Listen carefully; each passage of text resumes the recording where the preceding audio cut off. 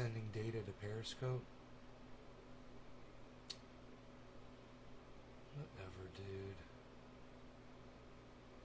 Of course that shit ain't working. Twitter. Hey, Kimberly, how's it going?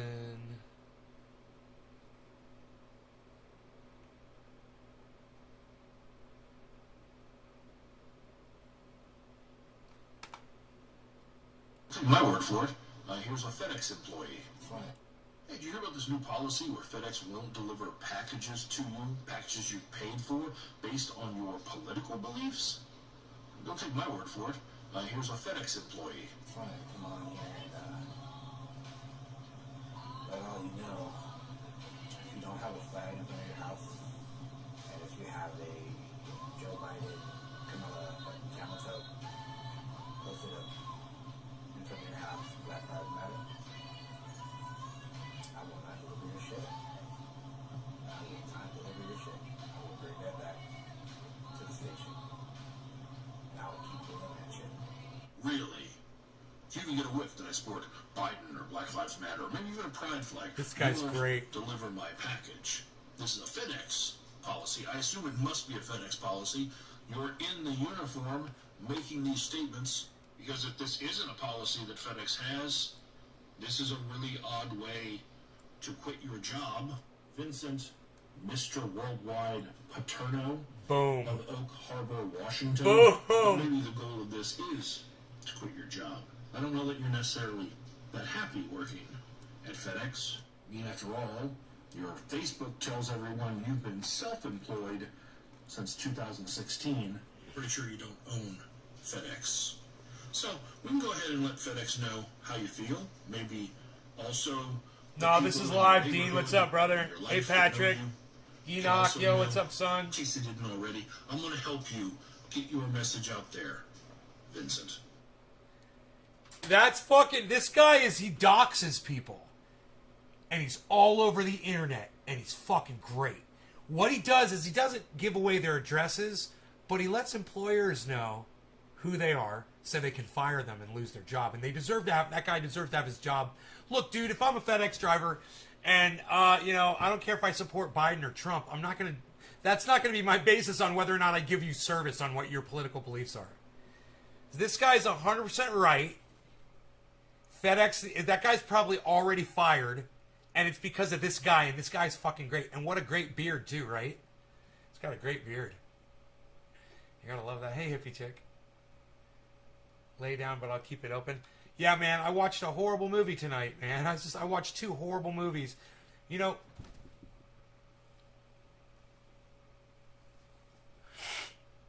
I don't know who writes these horrible fucking movies with these horrible endings, and they're just, they don't make sense. They give up, and just have the characters kill each other and have a stupid ending and blah blah blah. It's like you just didn't want to put any thought into the rest of your movie, did you? You thought you had a great concept, and you never really put any thought into how it was all gonna conclude. You're a horrible fucking author. You're a horrible writer. A movie isn't just a great idea, and some great characters and a plot. There's a lot more to it than that. An introduction, a body, some tension and drama, and some preferably, some kind of a resolution, closure, and, an ending. These cunts today don't know how to write movies, and I'd like to fucking throat punch them for ruining my movie experience. For me, it's more than an hour investment. I spend several days watching a movie sometimes because I break them up over, live podcasts or whatever. So I'll watch a half hour today, I'll watch a half hour the next day, I'll watch a half hour the next day, whatever. It's a pretty big investment in my time. And for these cunts to just not finish a movie ending properly, it really pisses me the fuck off. These motherfuckers are talentless today. And I'd like to tell the motherfucking writers and the directors and the people who produce these movies how fucking talentless I really think they are. To their faces. I like to say, hey, Hollywood, you suck my dick.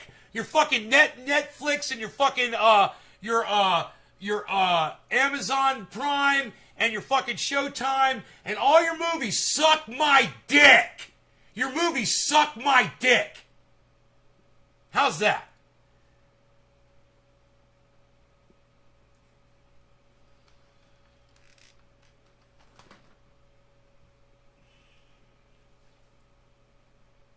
Your movies fucking suck my dick.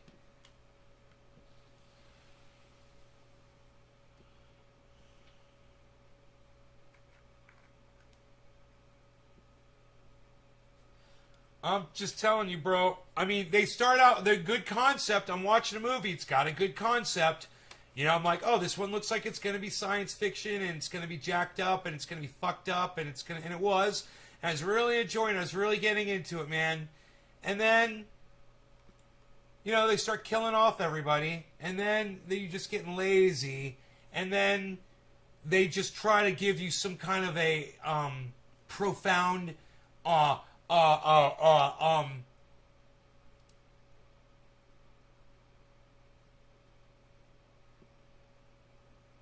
cloudy, vague ending that leaves the viewer to decide how you want the movie to end in your mind, instead of just giving you a goddamn conclusion or resolution or some goddamn, you know, closure.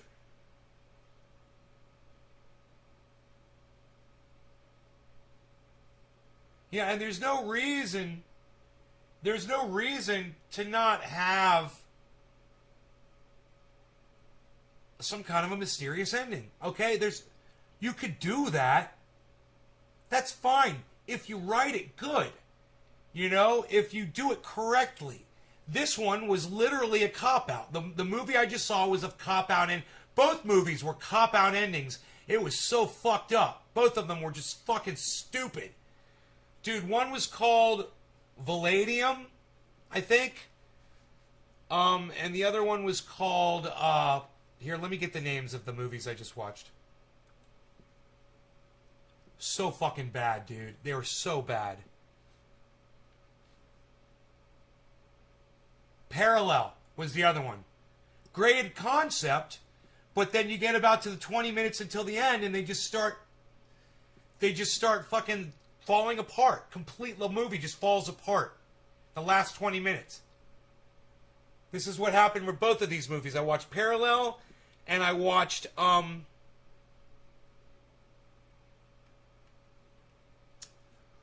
was that movie called I just watched? Where does it show my stuff here?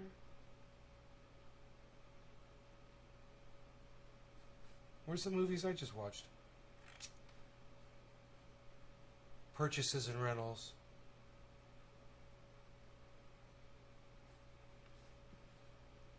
Oh, I don't know where this fucking movie went, dude. I just finished watching it. Oh, it was on YouTube? Did I watch it? No.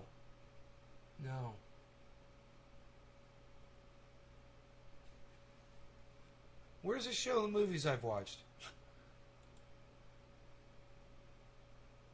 Jesus fucking Christ, dude.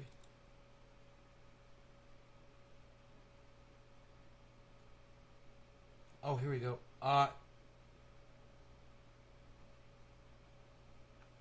Video purchases and rentals. It was a free movie, you know, so now I can't find the name of it. Watch list. No.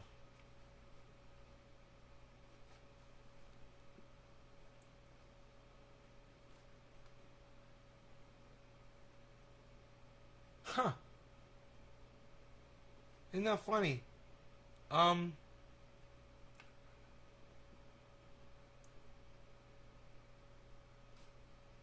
Maybe it was on YouTube that I watched it? I don't think it was.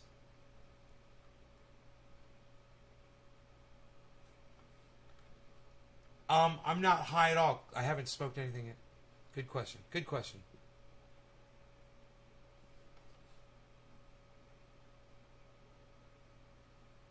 What?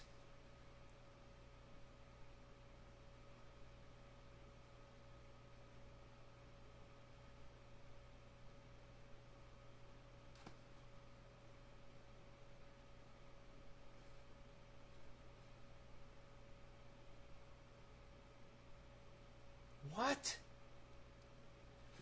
What was the movie I just watched? I want to say Valadium? Valerium? Valerium? Valerium. I think it's called Valerium on Prime. Let me see. Valerium. V-A-L. Valerian? I thought it was Valerium. Valerium. Is that what it was called? No. Volarium. No, not Volarium. I put Valerium. No. It's not coming up. What's the fucking movie I just watched?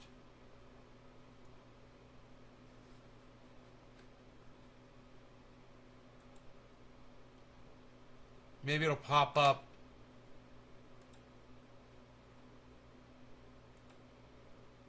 Yeah, it'll pop up. I'll find it. I'll find this motherfucker.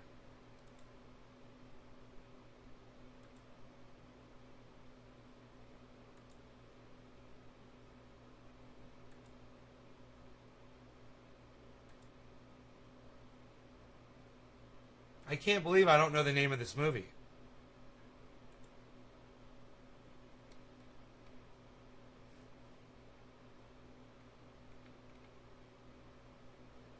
Where's the movies I watched, man?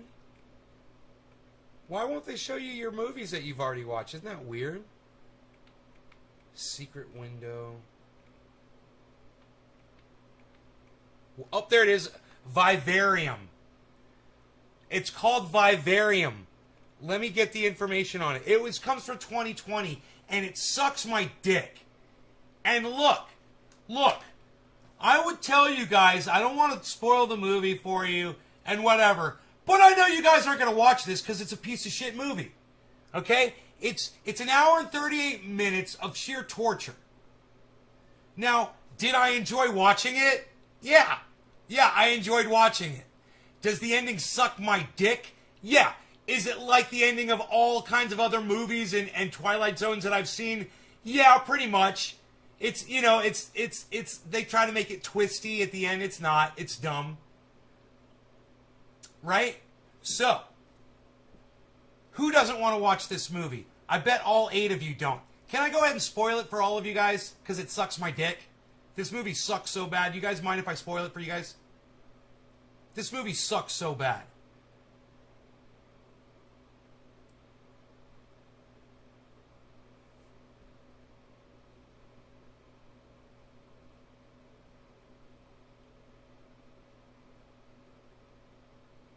You don't want to watch it? No, it sucks. You're not going to want to watch it. It sucks. Especially when I tell you what it is.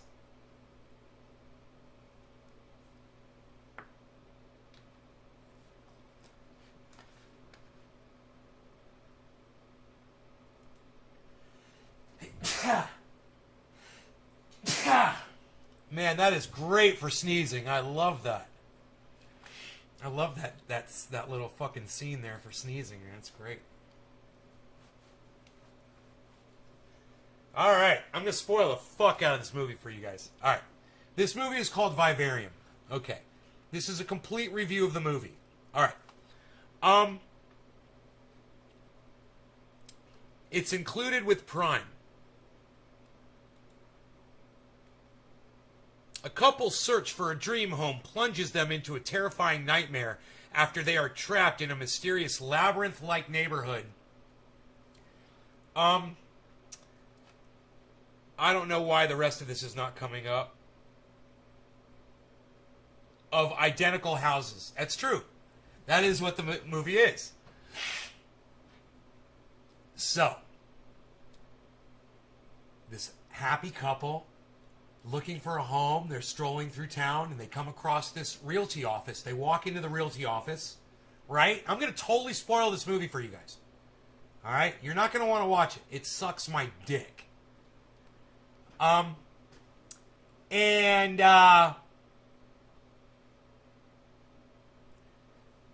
They go in the realty office and the guy's like, yeah, we've got these homes, and they got all these little green houses and they're all the same.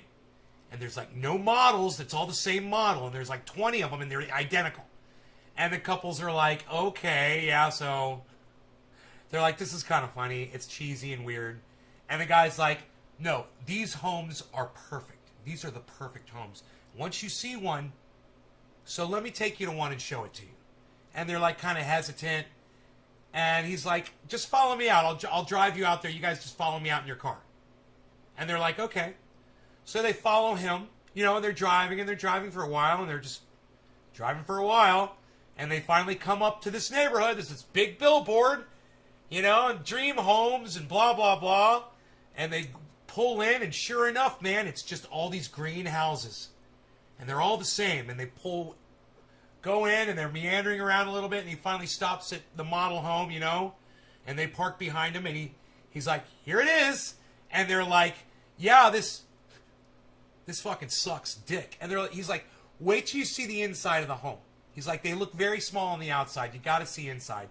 And they're like, okay. They want to leave already. And the guy's really weird. He's like emotionless, really weird dude. Really pale skin, weird fake smile on his face. And they go inside, and they're like, it is kind of nice in here. It's okay. And he's like, check out the backyard. And they go in, they check out the backyard. And they're like, okay, you know, there's like an umbrella or whatever. And they come back in the living room, and they're like, where'd dude go? And they start walking around the house, and dude's gone. So they go out to the front yard to go find dude, and his car's gone. Their car's sitting there, and they're like, that is so fucking weird. Dude just totally left, man. He didn't say anything. He just walked out and left us here. And they're like, let's get out of here. And they're like, okay. Oh, you saw the movie, Enoch. You give it 2 out of 5? Dude, I'm not even going to give it 1 out of 5. That ending sucked my dick. This movie sucks. I can't believe Enoch's giving it 2. Holy shit. 2? This movie sucks. Look. Then the rest of the movie is they're in this weird home. They try to drive out of the neighborhood. They can't. It just keeps going. And they keep coming, and then they go around this big circle, and they keep coming up to their home.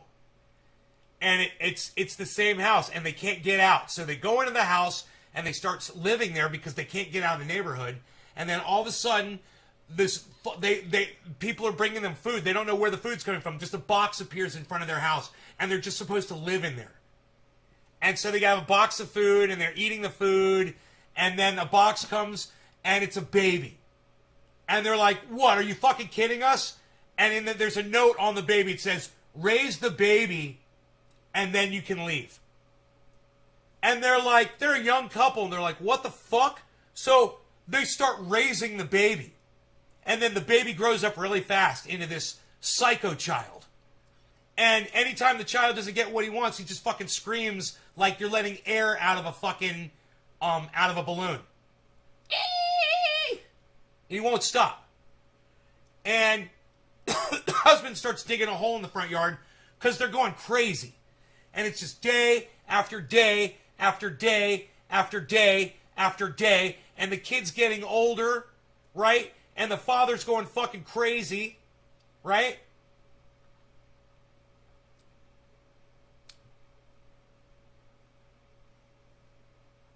Father's going fucking crazy, losing his fucking mind. Right? And the kid gets up to a point to where he's watching the TV, and you turn on the TV, and it's just this weird distortion shit, patterns and shit. He seems to understand. He just sits there and stares at the TV, and he's getting older, right? Father's losing his mind. Mom starts losing her mind. And then the kid becomes an adult, right? And the father is digging this hole in the front yard, finally digs down so deep, and he finds a body. Like 13, 14 feet down. Finds a fucking body. Goes back up to tell his wife. Can't find his wife. She's out wandering the streets looking for the kid, who's an adult now, right? She comes across the husband who's dying. He's contracted some kind of a disease that you've never seen before. It's just weird. He's just slowly dying. And she's trying to save him, but he's dying. And then finally, he dies in the street with her, right? The kid comes, and He brings a box, he sets the box down. She's like, the body's right here, and she doesn't know what's in the box. She opens the box, it's a fucking body bag. So the kid takes the husband, zips him up in the body bag, and just throws him down the hole that the husband spent the whole movie digging. Just leaves his body down there, right? So now she is like trying to, keep it together with the husband dead.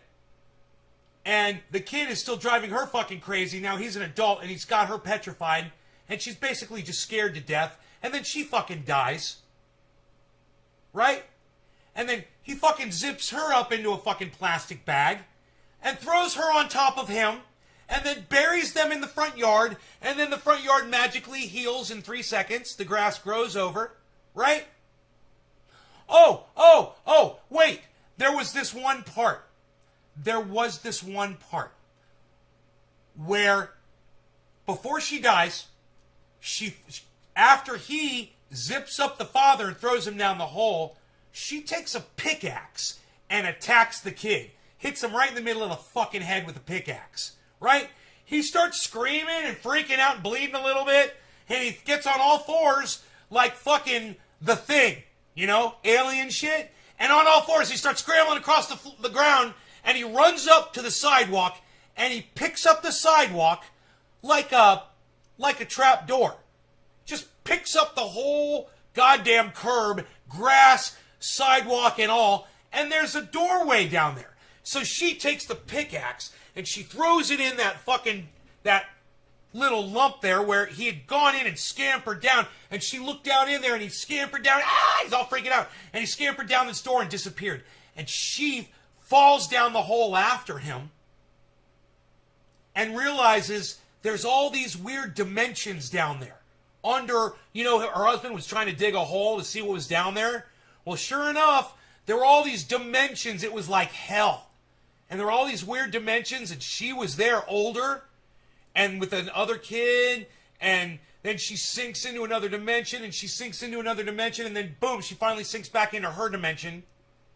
And then she dies, and then the kid zips her up, puts her in the plastic bag, throws her in the ground, buries her, the ground heals itself, and then the kid, end of the movie, he gets in their car, which wasn't working anymore. Their car stopped, their car died, right?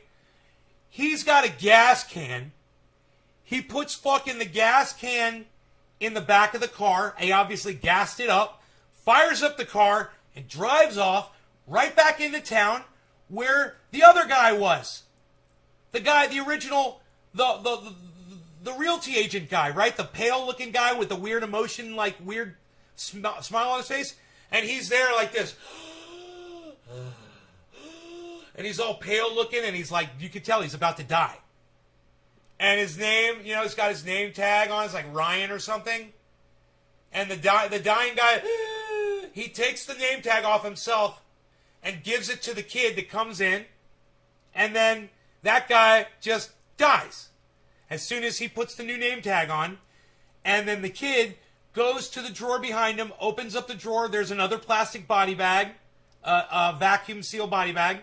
Throws the guy in there, vacuum seals him, rolls him up like a fucking jelly roll, like a burrito in the bag. You can just hear him crunching him up, rolls him up into this little roll, and just sticks him in the drawer, and then sits back in the chair, and then a new couple comes into the realty office looking at the little green homes, and that's the end of the fucking movie, and it sucks my dick. And that is the whole fucking movie. There is nothing to it. It's a long movie. It's an hour and 40 minutes of just torture. It's a snuff film. You get to watch a beautiful, cute little couple die. Slowly. It's horrible. It's depressing. And then they die. You get they're not bad people. They don't deserve this. They've done nothing to nobody. But they're just innocent victims in what seems to be like a hell that's maybe Satan's little gallery where he fucks with humans with or something. So stupid. No, Enoch, that was her, bro. That was I thought that was her. Older. Like she had grown older in another dimension. I'm pretty sure I thought that was supposed to be her. I mean, it looked like her. It just had darker hair, but I don't know. Maybe you're right. Maybe they're totally different people. Yeah, it could have been different people. My point is this. None of that mattered, did it? None of that shit mattered down there, did it? Why were they going to hell? Why were these two young kids going to hell? For going and looking for a home? You know? What a waste of my fucking time. I was thinking there was going to be some profound, introspective learning experience or some beautiful moment at the end of that movie where it all was going to make sense. It all was going to come together.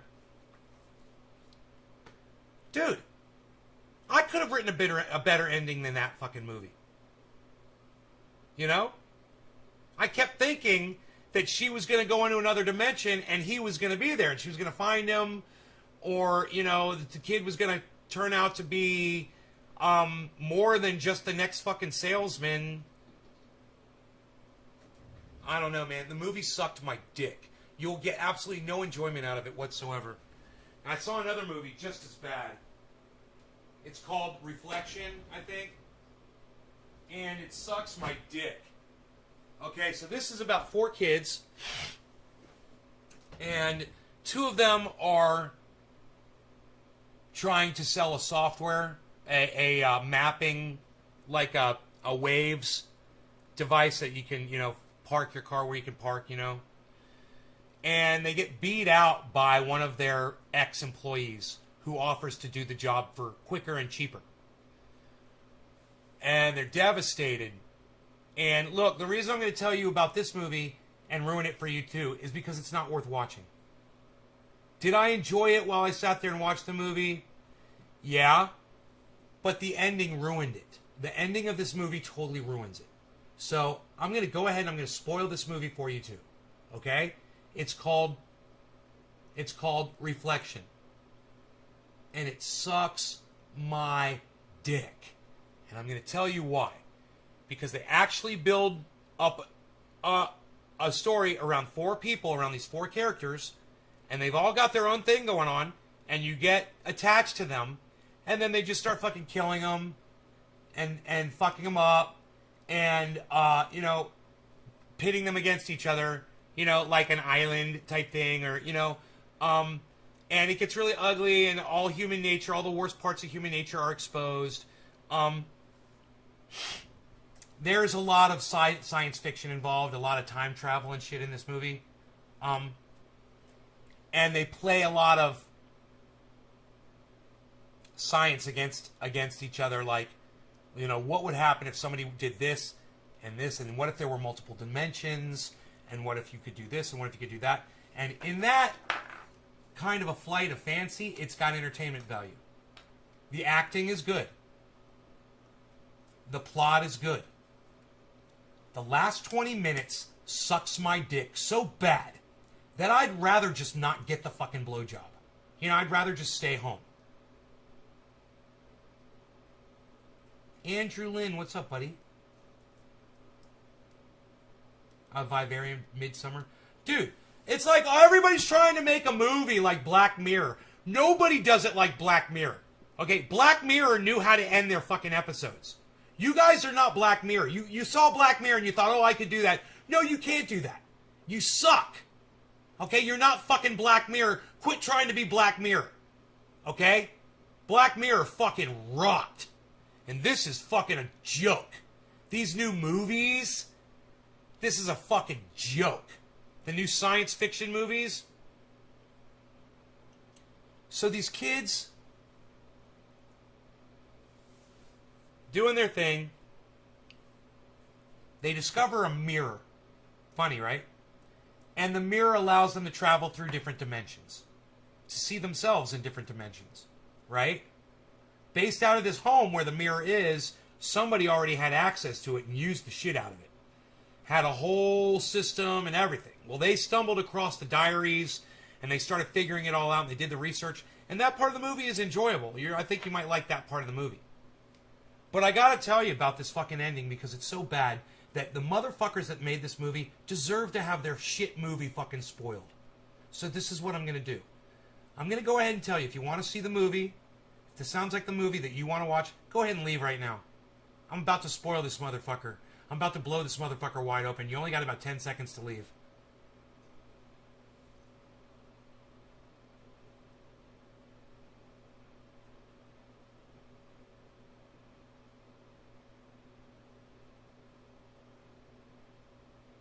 Okay, so the end of the movie is the girl, there's 3 guys and 1 girl, right? She smashes the mirror, right? So it won't work anymore. And then she goes she's hanging out with her new boyfriend, the guy that was with her throughout the movie, right? And they're driving around and they go to a gas station and she's standing in front of a mirror and all of a sudden the mirrors get all weird and dimensional. And she hears the sound of traveling through the mirror. And then they kind of leave, and then she gets in the car, and then she kind of doesn't understand what's going on.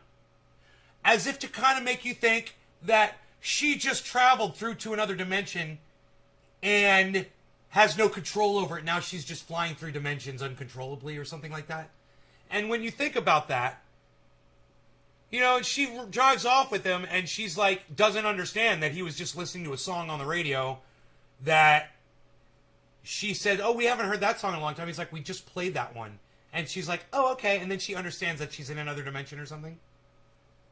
And you're like, this movie sucked so bad. It was good, man, until the last 20 minutes. And then, you know, they start trying to kill each other, and they're all trying to, you know, it's so stupid.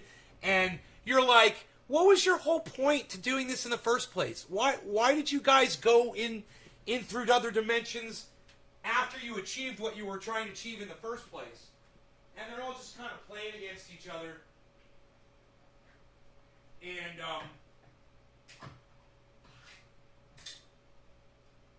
it's basically about greed and distrust and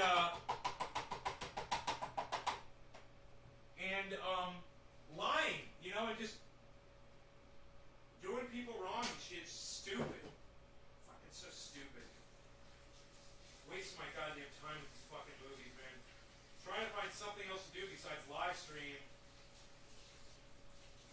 I have a feeling my live streaming career is winding down as my audience numbers dwindle. Bro, we do that in real life like now. I could be in 20, 30. Andrew Lynn. No, we don't do that in real life, dude. What's wrong with you?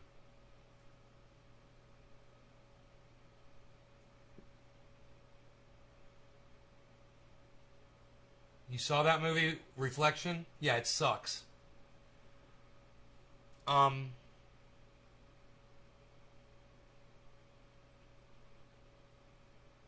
Yeah, Andrew, I don't understand what you're trying to say.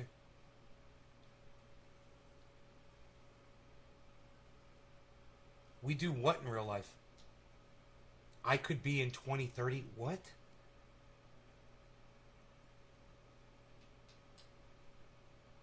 What? What do you mean you could be in 2030? You can't be in 2030. What? What are you talking about? I mean, you want to talk to me, man? Let's talk. But I mean, let's talk like we're adults.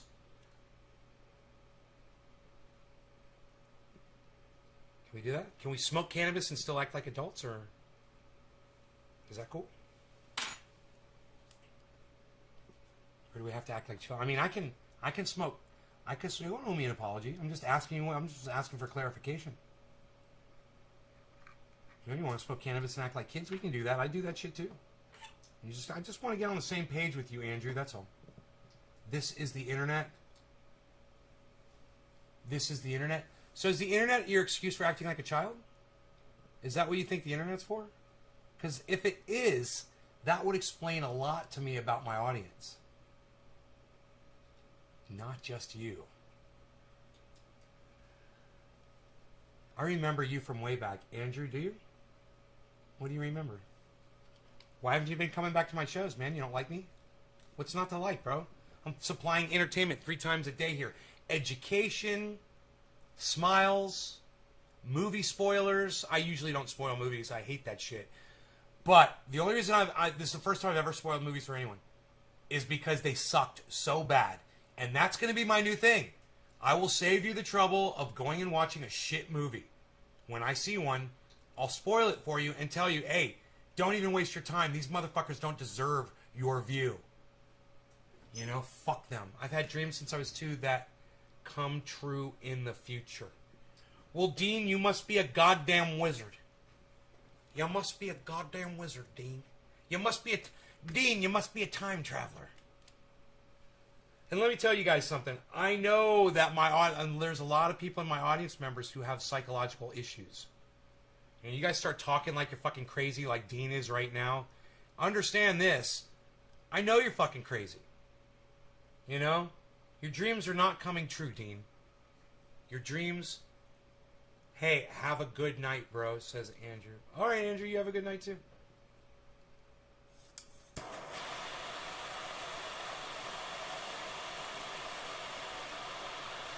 Project Almanac. Dude, I'm high.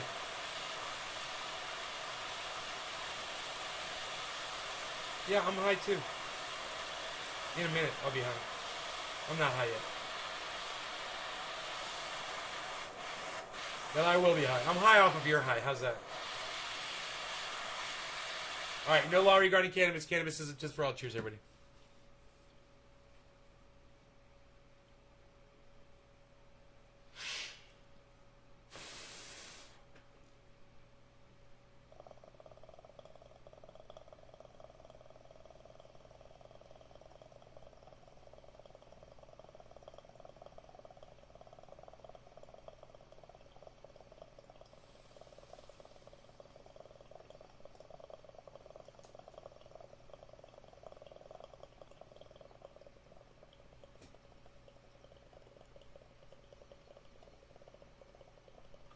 Listen to this thing chug.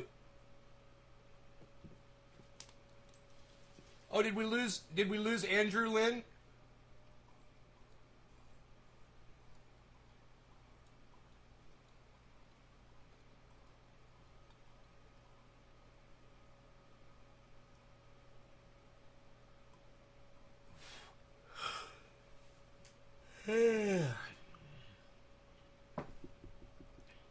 That felt good. That's a good sleepy time buzz right there. Relaxing my brain. Just seeing 2 shit movies. Vivarium.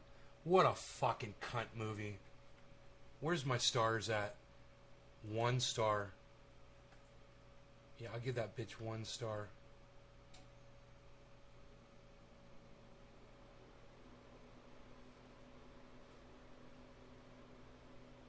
I'm going to make a movie of this. I'm going to make a sequel to this movie, and it's just going to be black screen for 90 minutes, somebody said.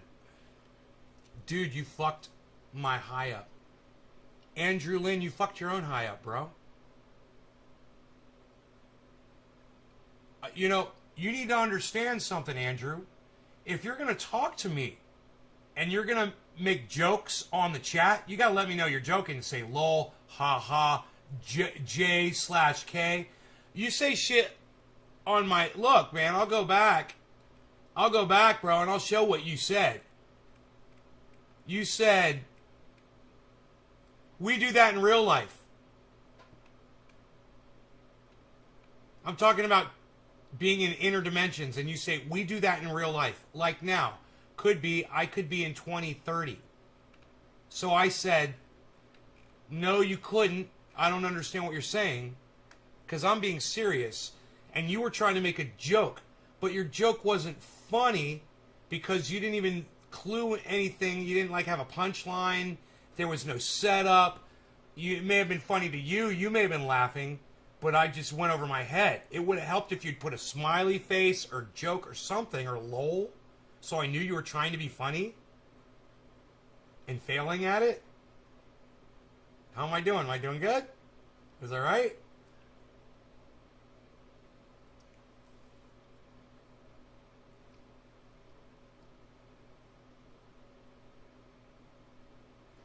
Okay, Dean, you dreamed You dreamed when you were a child of places that you've gone to now. Yes, I don't know, man. If you really believe that, bro.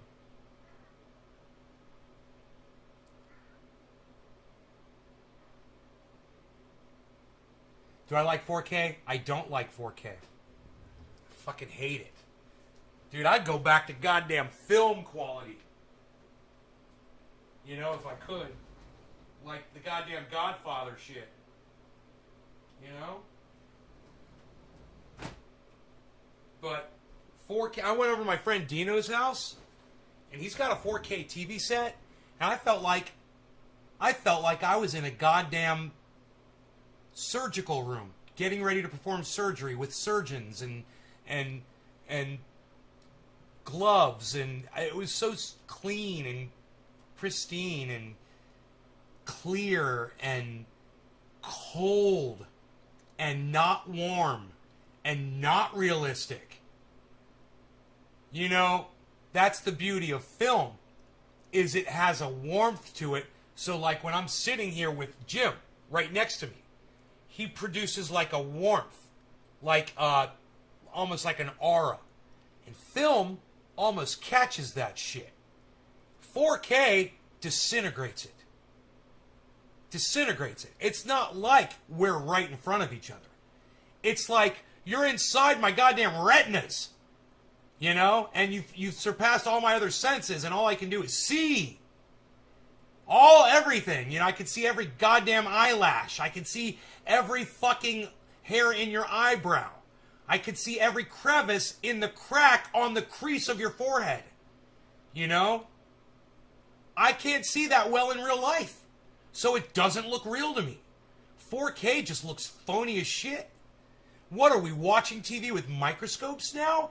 Is that what you kids need? You need that kind of clarity? Hey man, maybe that's why you kids won't watch my show anymore. Because I broadcast in 720, man. I don't even go fucking 1080p. I'm broadcasting 720, and maybe I'm just too fucking warm and real for you guys. That makes sense. Now I get it. Now I know why nobody comes to the show anymore. And you know what? That's the way I'm going to keep it. Lo-fi. You know, I notice Richie Medhurst has that crazy fucking camera. And when I see Richie Medhurst, it's like, whoa, I could just imagine what that looks like on a 4K. I bet you it's a 4K camera. My camera's not like that. My camera is just a low fidelity, you know, it's a 1080p camera, but I don't broadcast at 1080p, and you don't get that. You get just a very, I'm assuming, kind of feels like we're face-to-face kind of thing, right? That's what I want.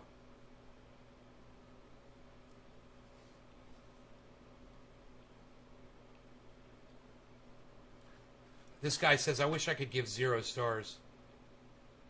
No shit, man. That was a great review.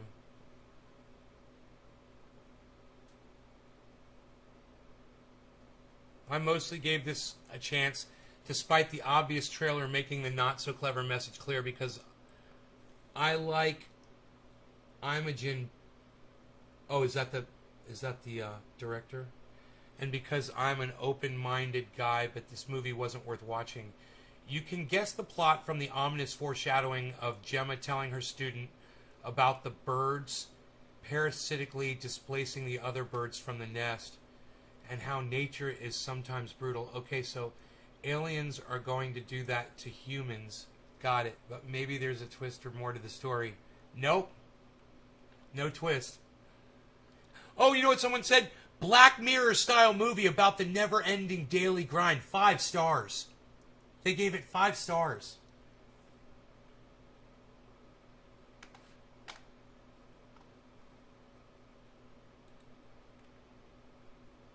$4K is exactly how I explain it, right?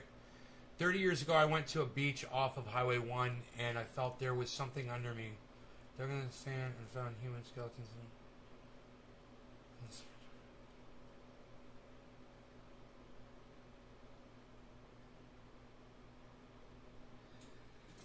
Okay, Dean, you were standing on a beach and you felt like there was something under you, so you dug in the sand and you found human skeletons and old redwood caskets from an ancient shipwreck called the Sir John Franklin that crashed January 16th, 1865. I don't believe you, Dean. I'm just going to say that you're a fucking liar. How could I be so lucky to have the discoverer of the old 1865 John Franklin crash from January 16th, 1865 as an audience member, dude? I've got 11 audience members, Dean. Do you really think I'm going to believe you, dude? That I have the guy that discovered the Sir John Franklin, the shipwreck. Do you really think I'm going to believe you, Dean? I've got 11 fucking viewers, bro. I'm not going to believe you. You know, best of luck to you, Dean, in trying to convince me.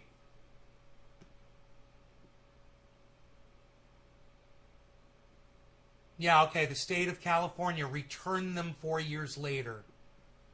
4 years from what? I thought you found them. How'd the state of California get them? Dean.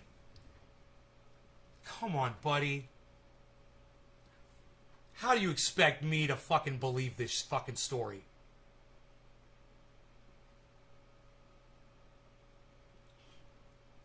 You want me to believe that you had a feeling that there were dead bodies underneath you, Dean? Is that really what you want me to believe? I'm just going to go ahead and say I'll never fucking believe that ever. Okay? Never. I'm never going to fucking believe that. And I don't even know why you brought it up. You knew what my response was going to be.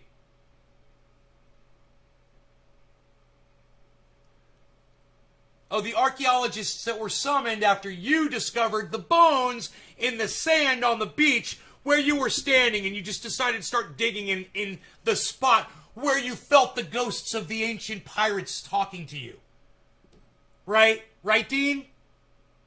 Yeah, you got the pictures. So, you showed up at an archaeological dig and you're trying to take credit for it. Right, Dean? Anybody can do that, bro. I don't believe you. I say you're a fucking liar, bro. I don't care if you have pictures. I'm calling you a fucking liar. I don't believe you, man. Deal with that. I don't believe you. And I'm calling you a fucking liar. God damn it, bro.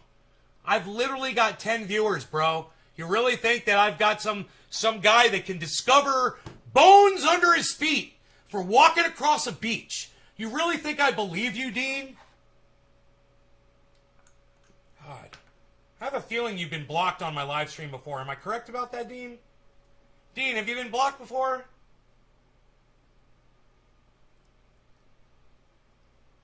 Because if there's one thing I fucking hate, it's a fucking cunt lying bitch like you. I don't know how I couldn't have fucking caught you earlier.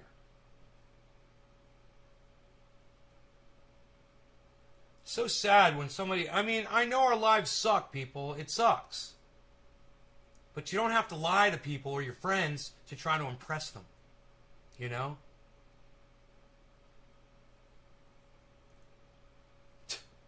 Dean, everybody look at what Dean said. I found stuff from Indians when I was 15, Sonora near Columbia. Yeah, bro, you think you're the only person that's ever found artifacts?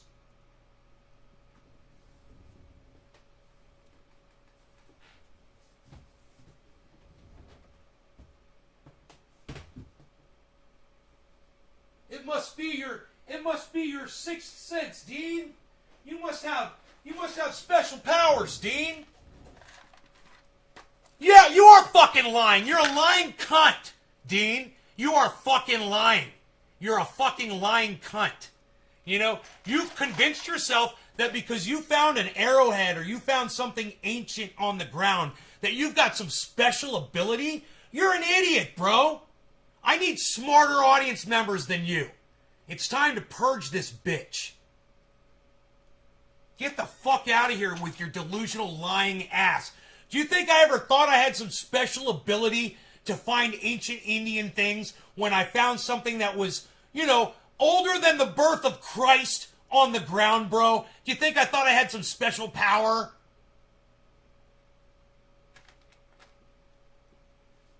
Yeah, so Dean, so I Google Sir John Franklin in State of California and Dean Shepler, the guy that discovers it, pops up on the Google search? Is that what's going to happen? Is that what's going to happen, Dean? Your name's going to come up when I search that into Google.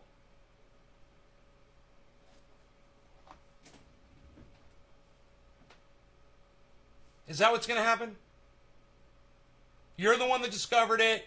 It's going to be in the article that you said you had a feeling that you were standing on top of bones. So you just started digging. And then, lo and behold, 3 inches down. How far did you have to dig, Dean? You didn't say you have a special power?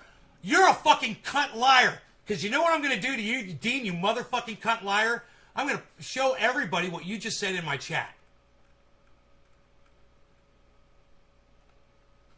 I felt there was something under me. I felt. You felt. That's a sixth sense, Dean. You're a fucking lying cunt piece of shit. You see right there it says, I felt there was something under me. Those are your words, dude. You got some special power. I can't believe I'm having this conversation with you. Just fuck off, bro. Seriously, just fuck off. I must have special powers too, like you. I felt that there was an arrowhead under my feet. Oh no, that's right. I was literally looking on the ground for fucking arrowheads. I was searching for them, Dean. Do you ever do that? Isn't that weird? Isn't that weird, Dean? I did the same thing you did. And I found stuff. The only difference is I don't go around telling people that I have special powers, bro. Well, you told me this before. Does this make it more true because you've repeated the lie? What is it? Oh, it's Donald Trump. If you repeat the lie 3 times, bro, it becomes true. Do it a 3rd time, man. You'll feel more comfortable with it. And that's from Hippie Chick Dean. Hippie Chick doesn't even believe you, and her name's Hippie Chick, bro. She doesn't even fucking believe you, bro. Dean, you're a fucking liar. Has anybody ever told you that? Have you ever heard those words? Dean, you're a fucking liar. I'm just kind of curious if you've ever heard those words before. Because you needed to hear them a long time ago. You needed to hear those words a long time ago, Dean. Dean, you're a fucking liar. You're like my friend Mark. He's a fucking liar, too. He's still my buddy. He's just got a problem with the truth. He can't handle the truth. In other words, he doesn't know how to convey it to you.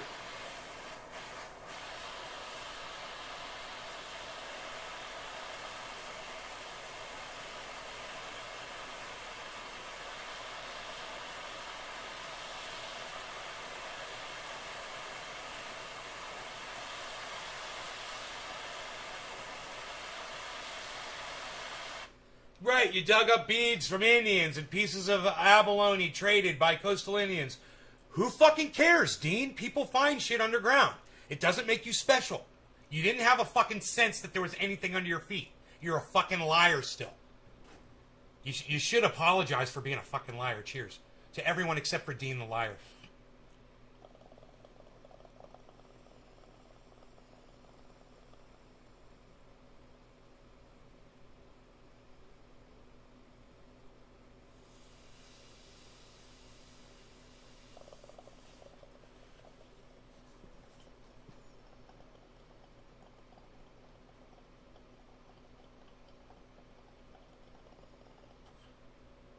I like how he says coastal Indians, like, that makes it special.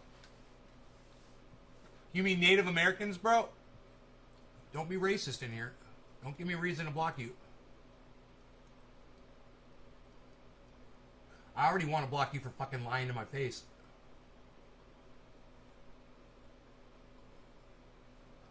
Alright, Dean, let's just Google your bullshit. Let's just find out. I'm sure your name's going to pop right up. Right, Dean? All right, let's find out. Let's Google you, buddy. I'll give you the benefit of the Google. How's that? I can Google Sir John Franklin in state of California.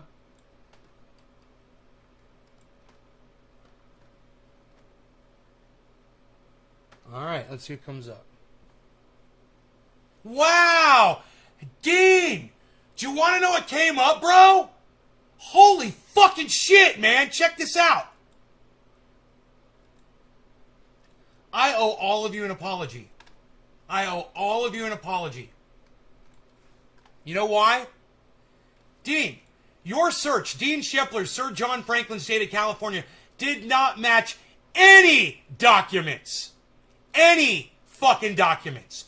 So let me apologize to my audience for not blocking you previously.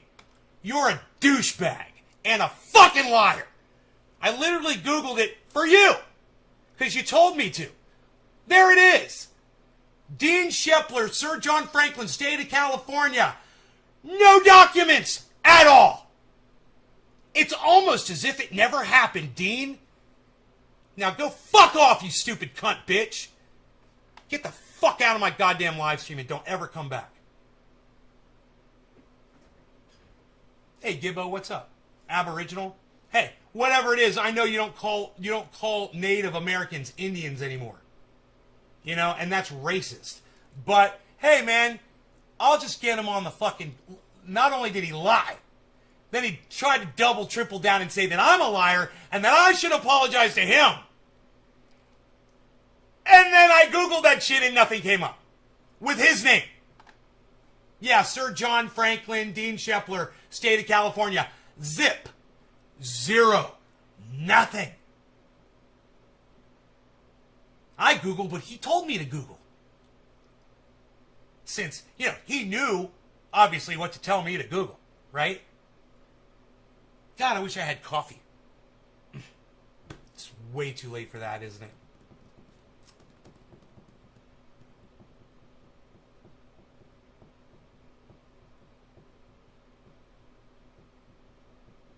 I wonder if I have any Swiss Miss in there.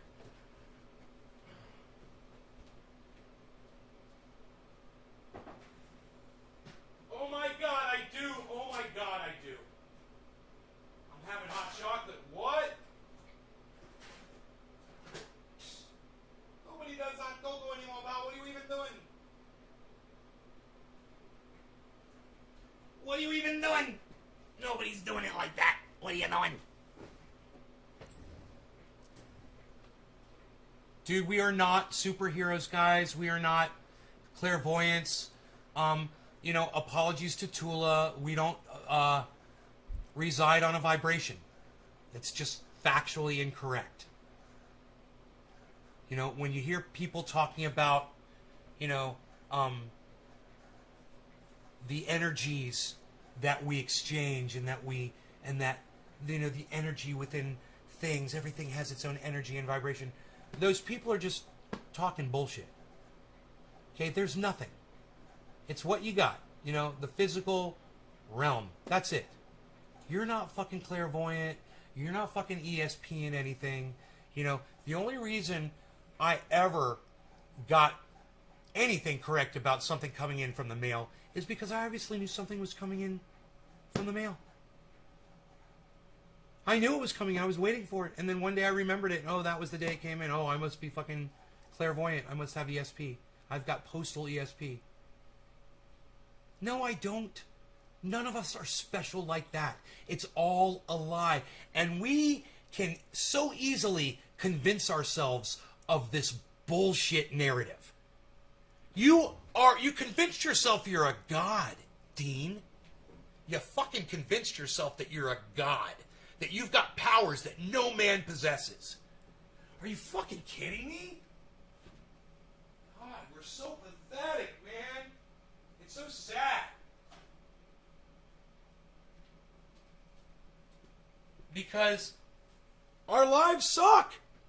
You know, and finding something ancient on the ground from, you know, 1,000 years ago or 5,000 years ago is a thrill. It's basically all we got. And that in itself is thrilling. And it's too bad Dean couldn't have just stuck with that. with, and not make up the bullshit and the lying to try to impress anybody. All he's going to do is make enemies. And I have a feeling Dean's older. He's probably older than me, and he should know not to act like a fucking child, man. By now, you act like an adult now. You don't spin yarns. People don't appreciate being lied to, man. Me especially.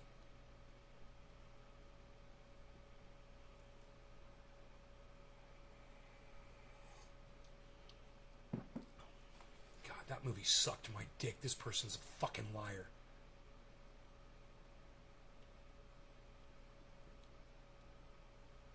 Usually these movies are intriguing and have interesting premises, but the actual movies leave me cold. They're always missing something. Exactly. This person says it very well. They gave this movie 3 stars out of 5, too. The usual argument is that you need to dig deeper to truly get something out of it. However, I strongly believe that what is on the surface needs to be just as fulfilling as what's underneath. Someone gave it 2 stars, said meh. He said it could have been good, but unfortunately it was anticlimactic. Oh yeah, there was no climax.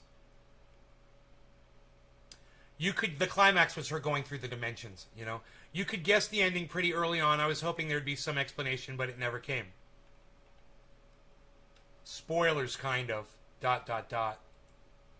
There was no explanation of why they were trapped or why the creatures did what they did.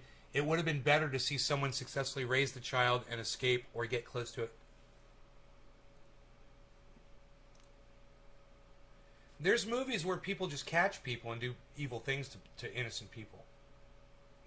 There are movies like that. They're fine. Texas Chainsaw Massacre. Great movie. Right? Those people were all innocent. Friday the 13th. Slaughterhouse, man. Innocent people. Every single one of them fucking slaughtered. We love those movies. There's nothing wrong with people getting killed. There's nothing wrong even with people getting tortured that are innocent. It's okay in a movie. It's fine. But there's just a lack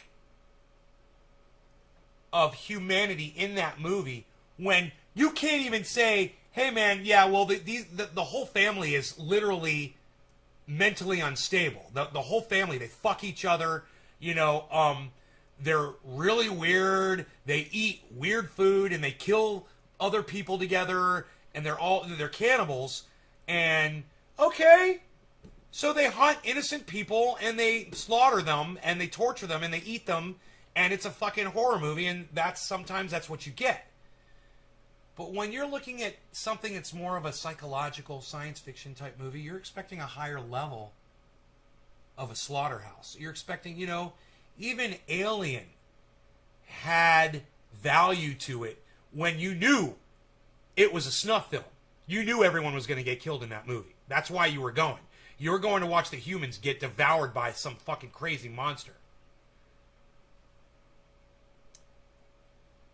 These movies are just riding on the coattails of movies that have already been produced. And they fall short, and they're just trying to do the exact same thing, and they're accomplishing absolutely nothing except wasting our time. A lot of the people that are leaving these comments, I love. I want to keep reading some of them. I saw it had a 3-star rating as of the time I write this, but I like Jesse and can tolerate Imogen, and the premise seemed at least semi-unique. There were some interesting things going on. At first, I thought it was a piece on how family life is a trap that always leaves people empty and needing more. Then it seemed they weren't going for something as high concept as that, and were just showing the dark side of typical suburban family life. But whatever it was, it didn't fully culminate into anything. It was one of those movies where in the last 15 minutes, what did I tell you, right? Last 20 minutes. Funny, right? Last 15 minutes, they barely touched on a world just underneath the surface that could have made the movie much better if they had started exploring those themes and concepts starting with the end of the first third of the movie. I'm going to have to unequivocally give this movie a miss. I paid $7 for the rental and wish I hadn't. I wish I hadn't seen the movie either. I'm pretty sure most people who are looking for something weird and different are going to feel the same way.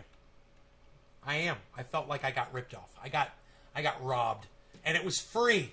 And I got to see the movie for free. I got robbed of my time and I got my intelligence insulted the entire fucking movie.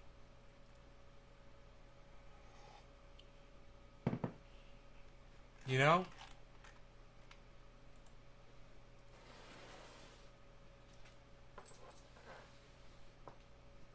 Overall rating, 1 star.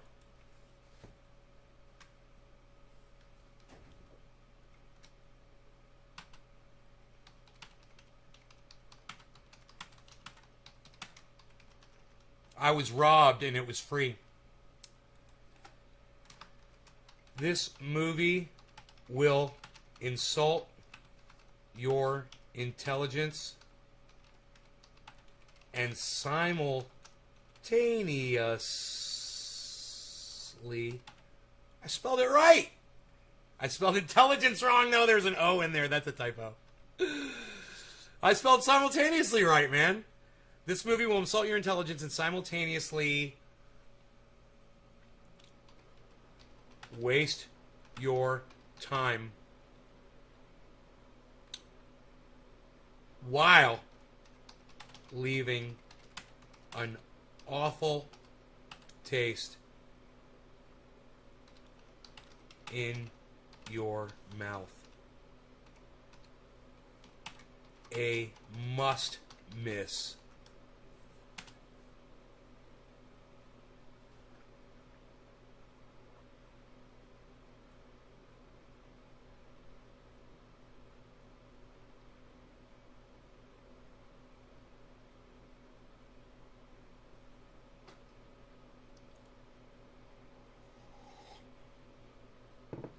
Steve is saying, is this live? Steve Blair, don't talk to him. Are you live? Don't talk to him. Okay. Is there anything else I want to say about this movie?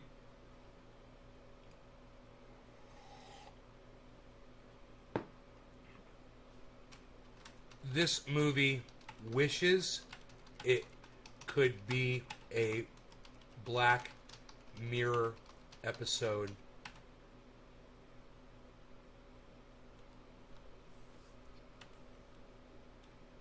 But falls far short of even that low bar. I should write movie reviews.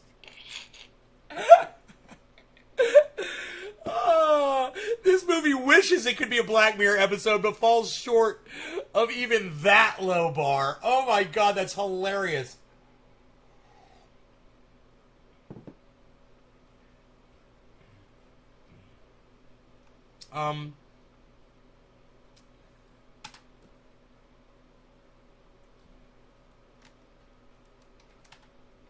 I would say it had a good plot, good acting, and cool effects. But the complete lack of ability to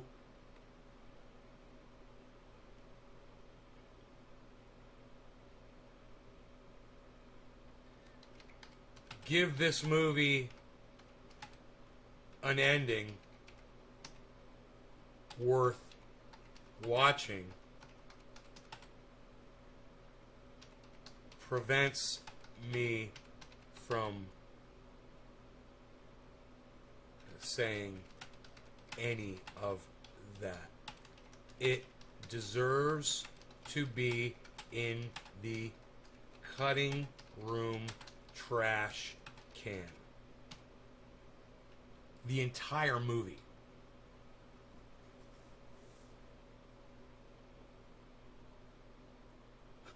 This is a great review. Listen to this. Listen to this pan. I was robbed and it was free. This movie will insult your intelligence and simultaneously waste your time while leaving an awful taste in your mouths. A must miss.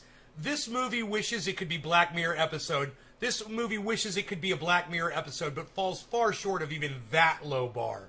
I would say it had a good plot, good acting, and cool effects, but the complete lack of ability to give this movie an ending worth watching prevents me from saying any of that. It deserves to be in the cutting room trash can.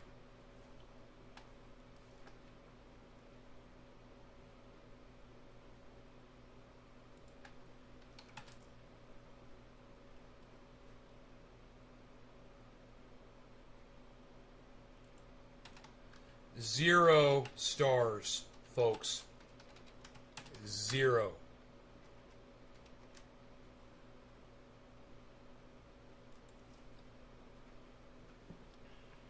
Review submitted. I want to read some more of those reviews, man. They're very entertaining. This fucking hot chocolate. Boom! Late night hot chocolate. I'm loving it! I'm back, baby! Hey, where are the goddamn reviews? What happened?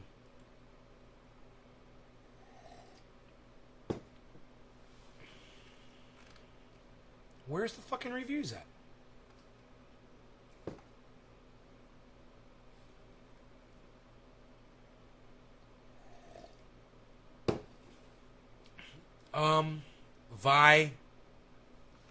Vivarium. I gotta type it in. Their fucking website sucks. Vivarium. Imogen Poots. Is that the guy's name? Imogen Poots?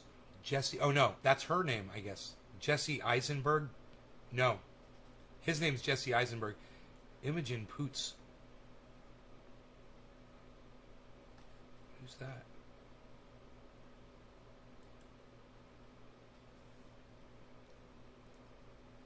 Oh, it's that lady. What a horrible name. What a horrible name.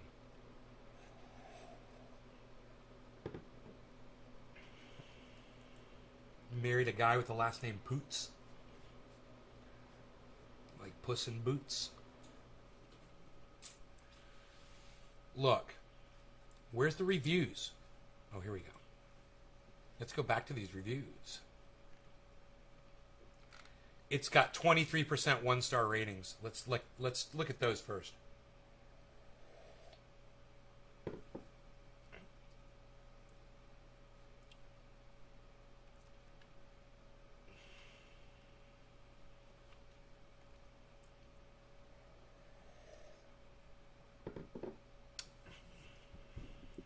Maybe there's a twist or more to the story. Nope, that's it. But the sci-fi plot seems to play second fiddle to the heavy-handed real message that the suburbs suck and its residents' lives don't matter. All the cliches are there. The alien prison realm the couple get trapped in has ridiculously identical houses. The baby they're given and told to raise deepens their imprisonment and diminishes their lives. The man's job of obsessively digging a hole in the front lawn in the vague hope it will lead somewhere just turns out, of course, to be his own grave. And hers. It's like his white whale, you know?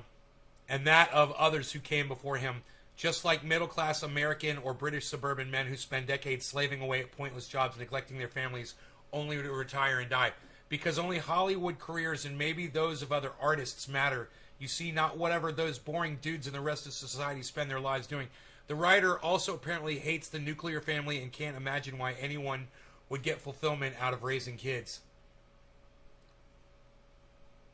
Most of these idiots know little or nothing about the suburbs. In real life, suburban houses have more individuality than urban apartments do. They're usually each a different shape. If you want monotony, the aliens should have made them like New York City apartments, which look the same from the outside at least. The windows all alike, the doors all the same. This person is so fucking got it so wrong. Trust me, there's plenty of neighborhoods out there with houses that look the same. You fucking idiot. Yeah, this is slanted like a fuck.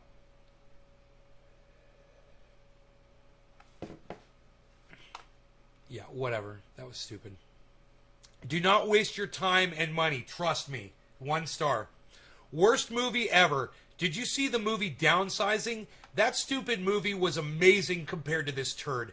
Glad it was only an hour and 38 minutes. Really, really bad. You will regret wasting your time and money.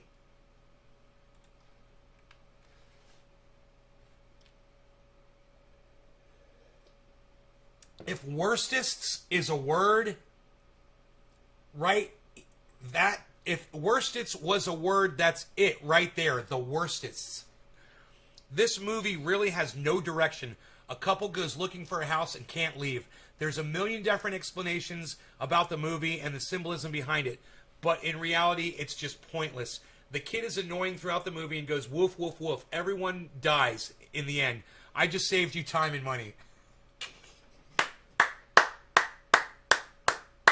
I love these people, man. Dude, do you guys think these reviews are fucking hilarious? Oh my god.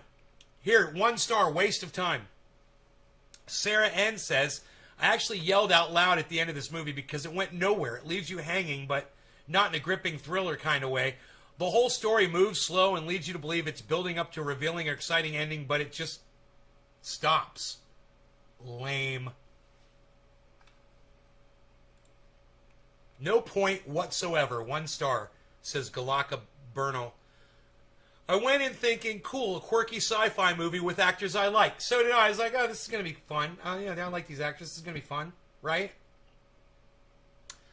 By the middle of the movie, I was sick and uncomfortable, and by the end, I was sick and uncomfortable. There was no allegory I could think of. It was a complete waste of money. Do not waste yours. Donna T says, miserable. The most bleak movie I've ever watched. If you want to feel the most depressed and existential you've ever been in your life, watch this movie. If you keep some shred of happiness and sanity, do not watch this movie. The plot went nowhere. There was no reason, no remorse, just endless misery. 0 out of 10. Save your money. Watch something else. 1 star, says Kilrath. Complete trash. There were 1,000 ways this could have been good, but failed to do so. Nothing explained at all. I also think that was the point, as the creators themselves have no idea why they were allowed to produce such garbage. I said it belonged in the garbage can, right? I love these people. Ian K says, the horror. I want my 2 hours back. 1 star. What a horrible movie. It could be classified as horror, but it's so ultimately pointless. There's nothing to recommend this movie. Bad acting by actors that can do better. A pointless plot like a really bad acid trip. This is the movie definition of nihilism. The only thing that gets you through the boredom is wondering if anything will finally happen. Like everything in this movie, this hope is disappointed. Save your money and save your time. Go watch something else. Anything else.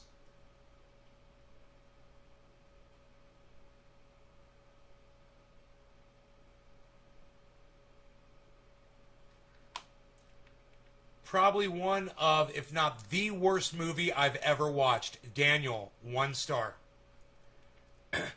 Like a lot of movies of this genre, it presents a lot of elements that are intriguing and beguiling. However, unlike most other movies that actually try and succeed at meaning something, this one doesn't. It's a whole lot of trauma and drama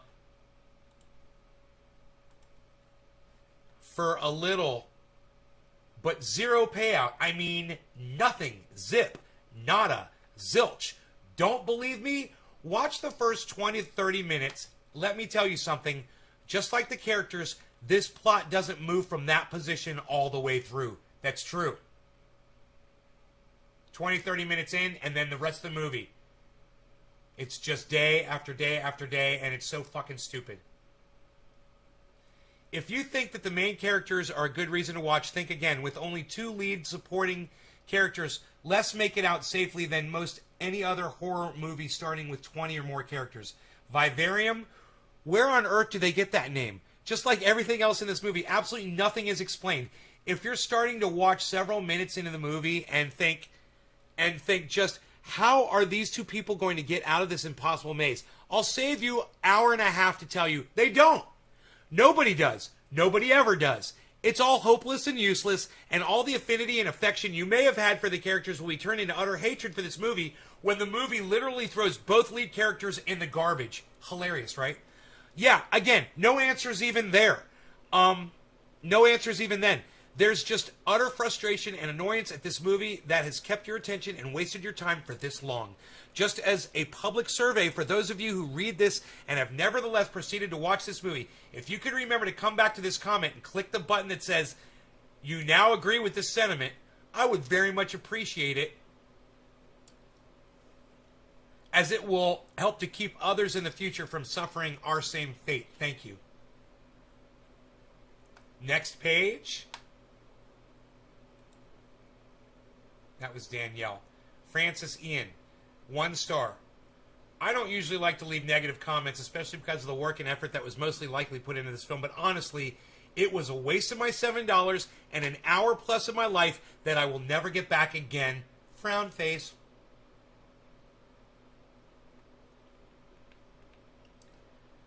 This guy's name is Len Stoner.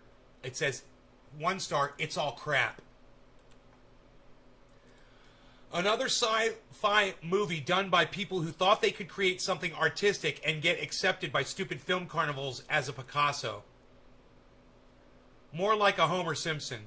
The original Twilight Zone could have taken this piece of dreck and created a 24-minute classic, that's true. This thing just drones on and on with no real ending or explanation. Oh, you can assume they're aliens and you can assume some crazy theory of what's going on, like an abstract painting, but this isn't why I watch movies. I expect them to tell an interesting story with a satisfying and coherent ending, but if you like doing the writer's work and coming up with your own ending like stupid religion, then go for it.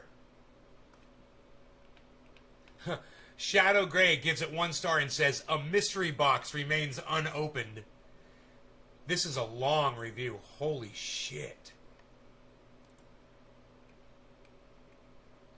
The opening nature shot of a cuckoo displacing other birds smashes the viewer over the head with symbolism. Remember when a person had to examine content to find meaning? Not here. You should see what's happening from 10 miles away. Yeah, dude, the opening scene is so fucking stupid and weird. And you're just like, oh, man. And there's no symbolism at all. It's just like, yeah, this is what you're about to see happen to people. Like a J.J. Abrams film, this is all mystery with no payoff. Questions will be raised and never answered. To be clear, the answers aren't even suggested in an ambiguous way to foster debate. There's just a cool-looking thing or concept presented, then it's gone and never acknowledged. When Eisenberg flicks a cigarette butt and starts digging because of the result, there's no payoff. He acknowledges the oddity of the ground being dug up, but no answers are presented. He seems to hear things at the bottom of the hole and keeps digging, but never finds anything that could have made the noises.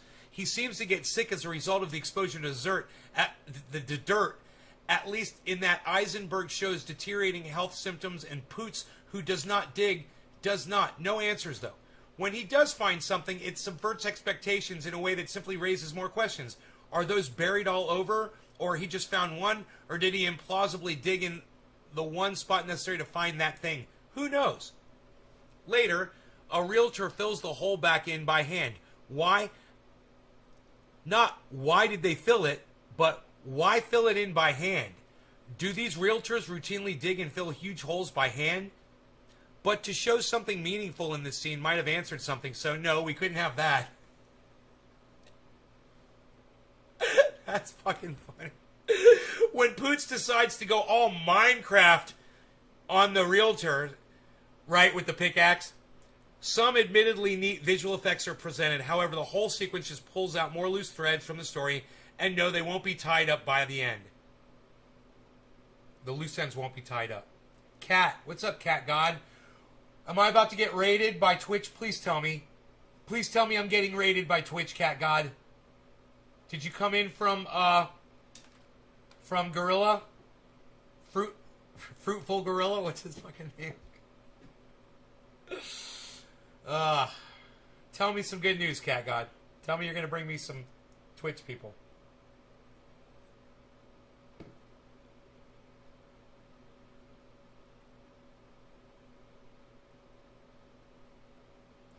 I have a question. Are you good at slide into people DM? I don't know what any of that means, Cat God. That does not make sense to me at all. Those words don't, fit in order for some reason. You're going to have to try to phrase that differently.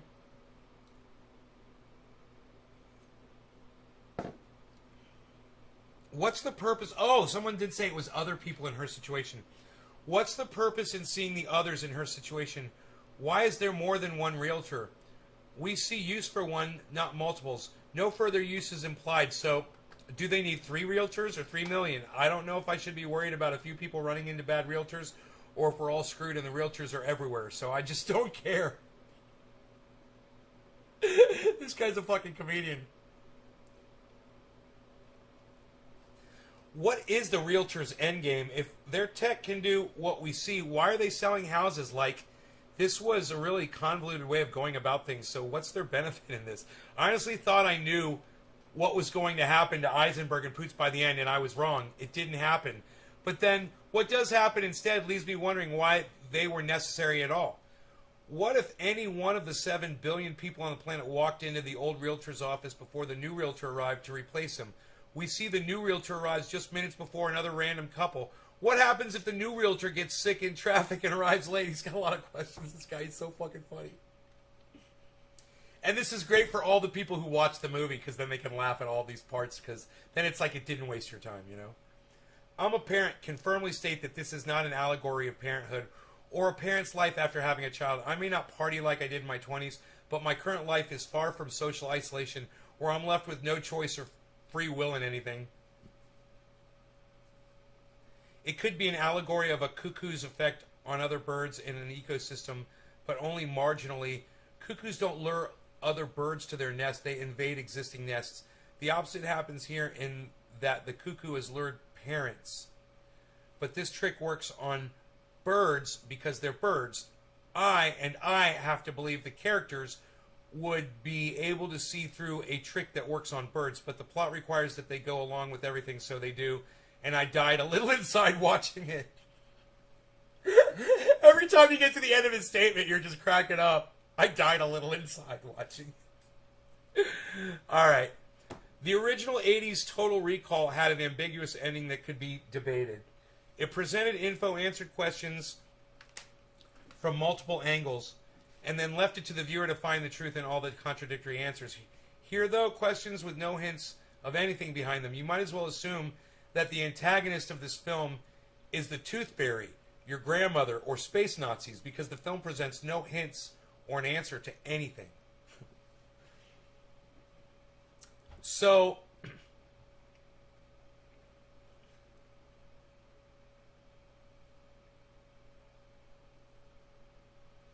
this movie was just so poorly written. It was just low budget, you know?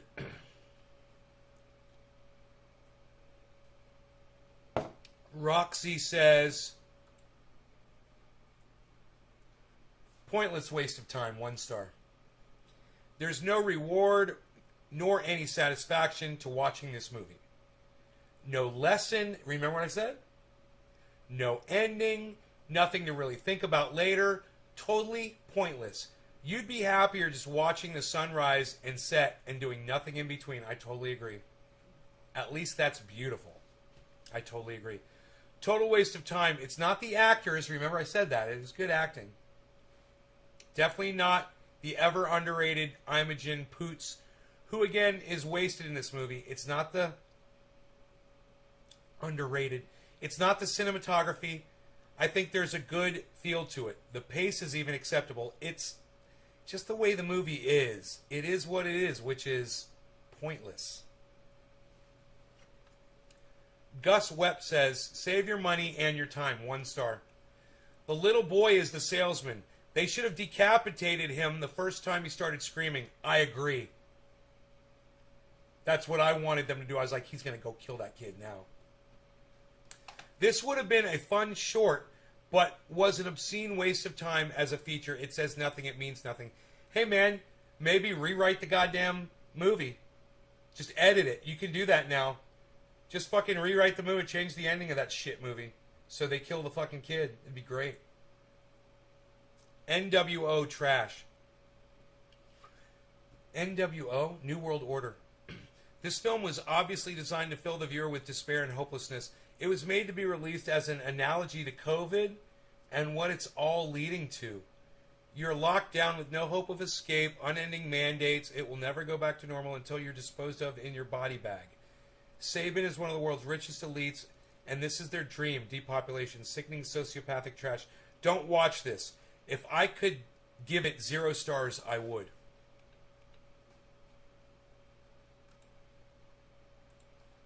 That was L. Seymour. This is Kira S. Kira S. says, another millennials afraid to adult movie.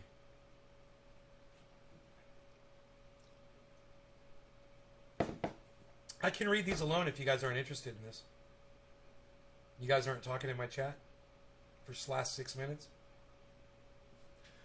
Once again, we have cookie cutter suburban houses. Only these are all exactly the same, not even small variations.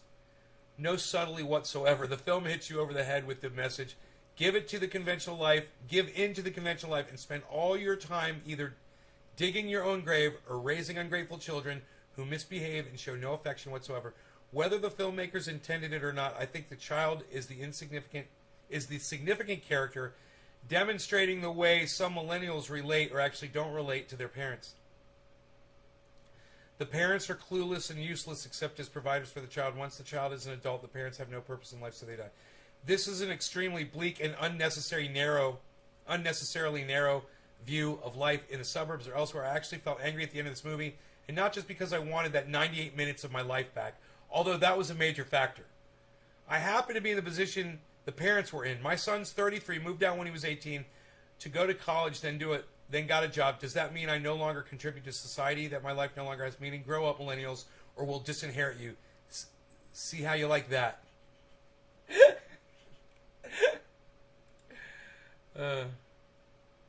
Steven, are these modern movies? Yeah, this is a 2020 movie, bro. This one was called Valerium, and it sucks. I just finished it tonight, and it sucks.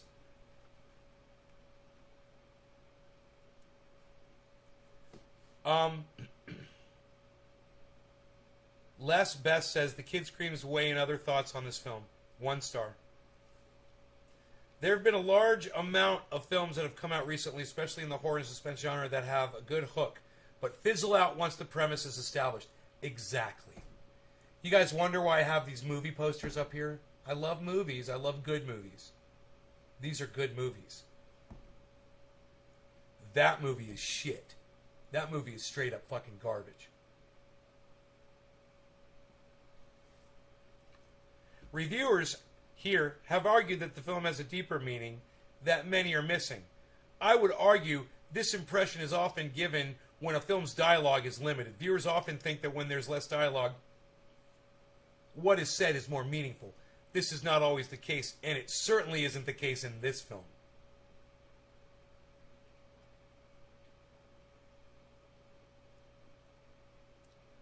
Was it supposed to be a horror movie? Science thriller. Movie producers know that a film like this will get lots of views, even if it's terrible, because people are interested in the concept. Knowing this, I went into watching this film hoping it might be good, but expecting it would be mediocre at best. And I was right, because it was the most mediocre best I've ever seen.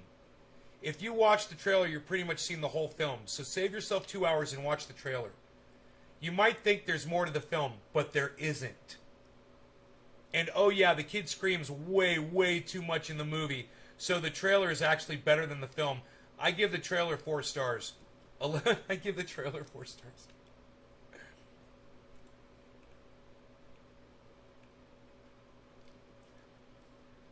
Eslan Papa says, a complete waste of my time and electricity. 1 star. One of the worst movies ever made. Something out of a 1960s Twilight Zone episode turned into a lengthy motion picture. 30 minutes would have been more than long enough for this bizarre film. That was it was more of a bad dream than entertaining. Don't waste your time or electricity and go for an hour and a half walk instead. In the end, you'll be much better off for it. Trust me on this one. Bruce, 1 star. This movie was awful. After finishing the movie, I looked over at my wife and said the content of the film could have been completed in 20 to 30 minutes.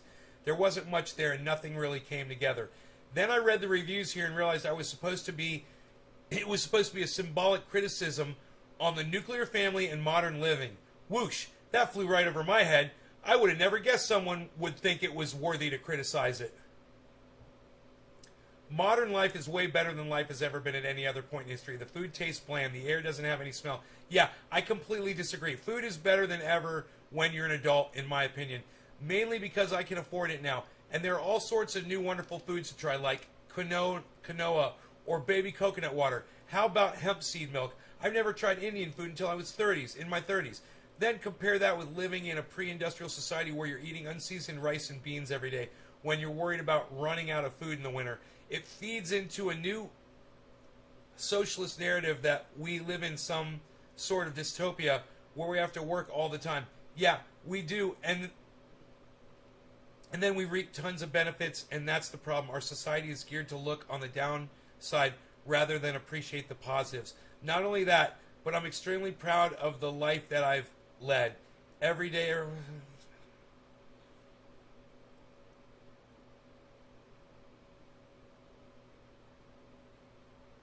This movie is a load of steaming garbage. I should have known when they advertised the high Rotten Tomatoes score there would have been something amiss.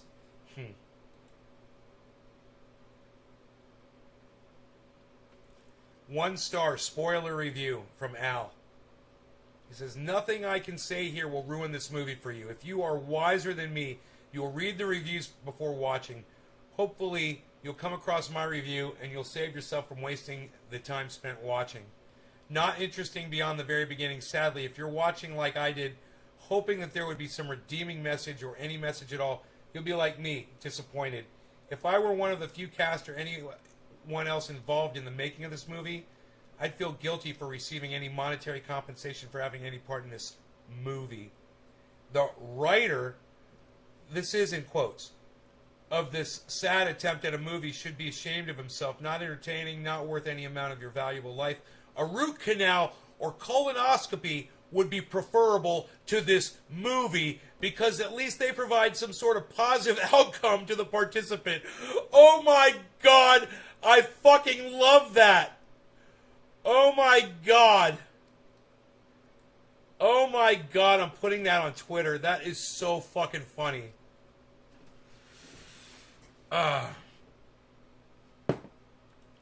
Wish I could take credit for it, so I won't.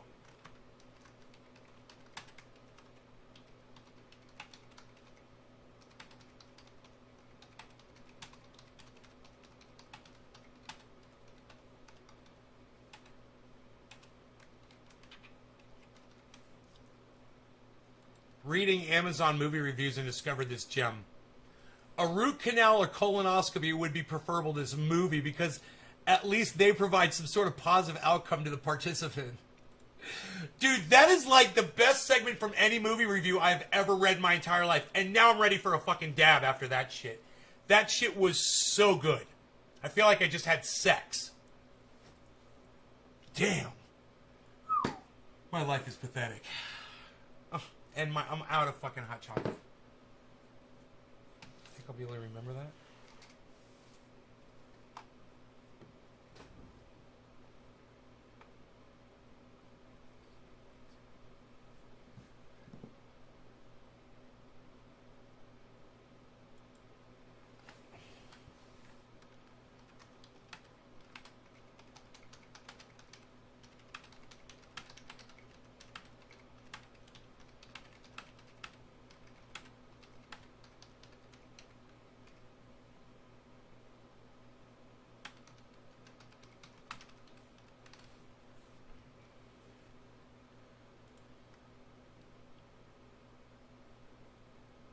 Hey, go to Twitter right now and go retweet my tweet and reply to Mehdi Hassan. My last tweet and reply, please.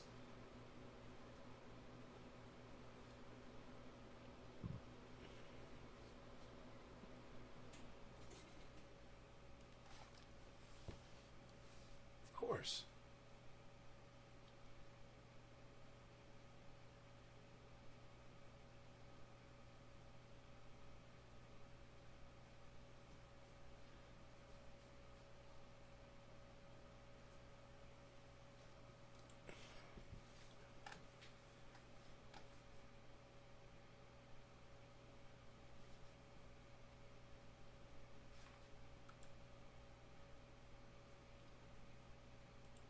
God, my Twitter feed has just completely died tonight.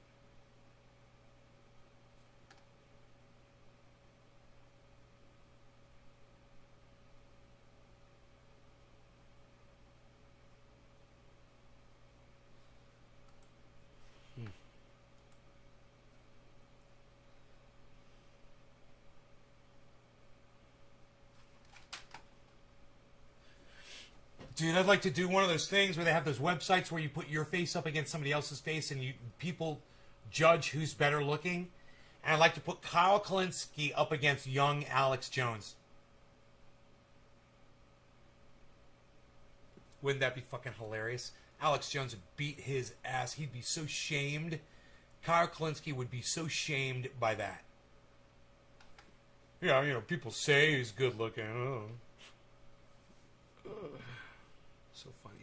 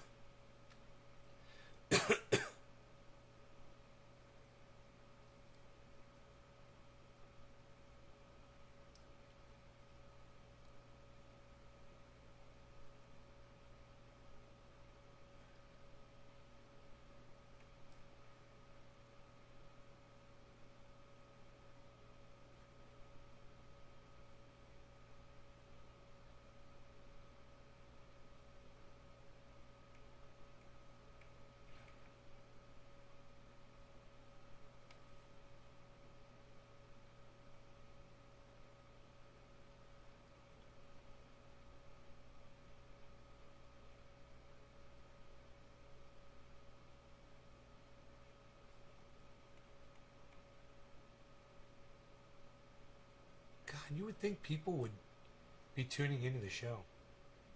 You know, would see them live and they'd pop in and say hey or something. Even though it's late.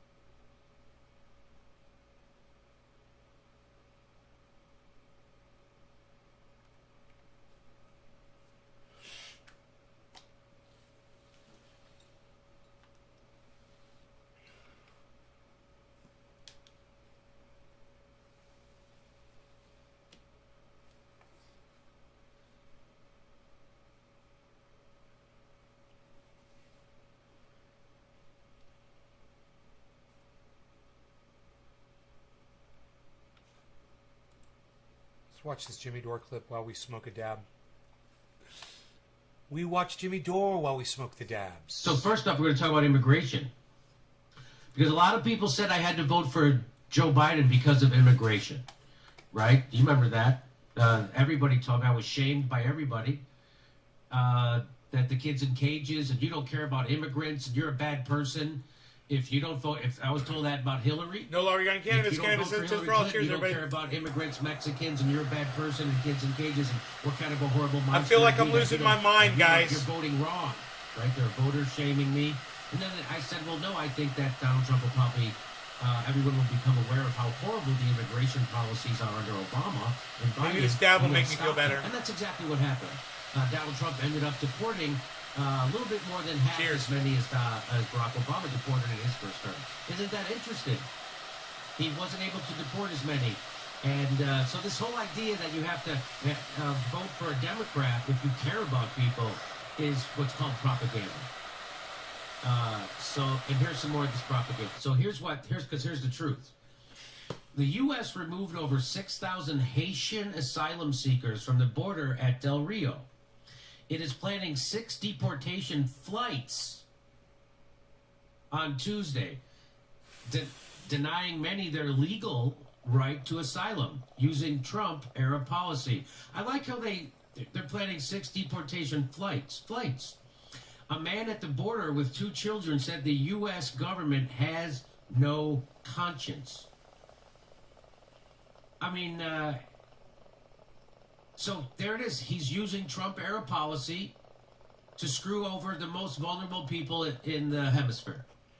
Right? They're suffering from earthquakes. And here, Joe Biden says, Donald Trump, this is what he said in March of 2020.